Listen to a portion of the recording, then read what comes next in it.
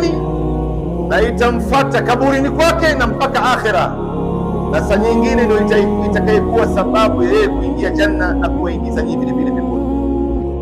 Lakini hii nyingine yote ambayo umemfundisha mtoto wako ambaye ni ya halali, hujakatazwa, upate kujua kwamba ni ya hapa duniani.